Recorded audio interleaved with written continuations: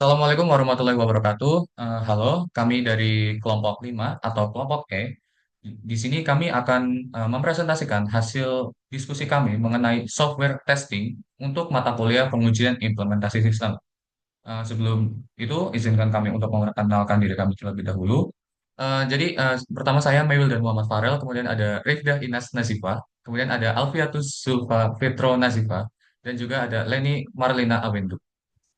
Baik, di sini yaitu definisi dari software testing, yaitu adalah proses sistematis untuk mengevaluasi kualitas perangkat lunak dengan tujuan menemukan kesalahan bug dan memastikan bahwa perangkat lunak tersebut memenuhi spesifikasi yang telah ditentukan.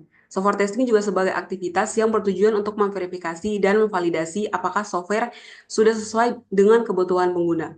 Software testing tidak hanya berfokus pada pencarian bug, tetapi juga memastikan bahwa software dapat berfungsi dengan benar dan memberikan pengalaman terbaik bagi pengguna. Selanjutnya yaitu tujuan dan manfaat, yaitu yang pertama ada menemukan dan memperbaiki bug. Yang kedua yaitu memastikan software sesuai spesifikasi dan kebutuhan pengguna.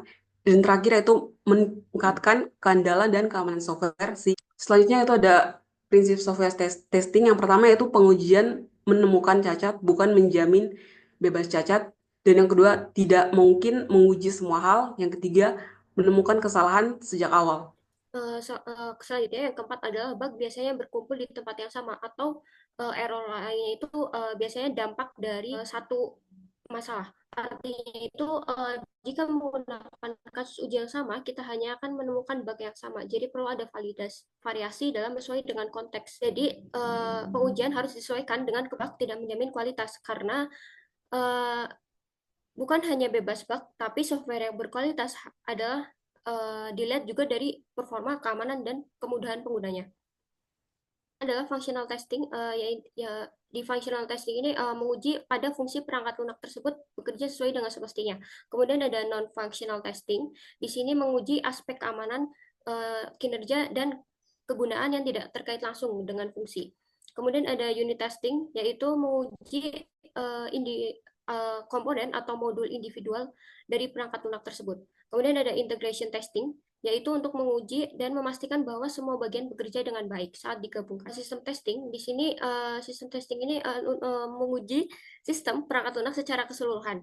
Kemudian ada acceptance testing dilakukan untuk memastikan bahwa perangkat lunak memenuhi kebutuhan dan persyaratan penggunanya. Lanjut ke regression testing. Di regression testing ini menguji kembali perangkat lunak setelah. Kemudian ada beta testing dilakukan oleh end user sebelum dirilis secara resmi. Selanjutnya ada tahapan software testing. Untuk yang pertama yaitu ada test planning, yaitu untuk mendefinisikan tujuan, strategi, dan sumber.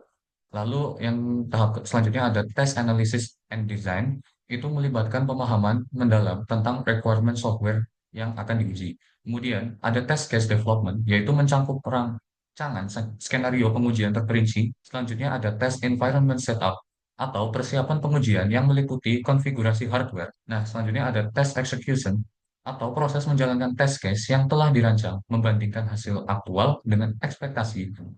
Selanjutnya ada defect reporting and tracking, yaitu menyediakan laporan hasil pengujian yang telah diselesaikan. Lalu langkah terakhir yaitu adalah test closure, yang merupakan evaluasi akhir untuk memastikan semua kriteria pengujian terpenuhi. Dan kemudian ada dokumentasi software testing.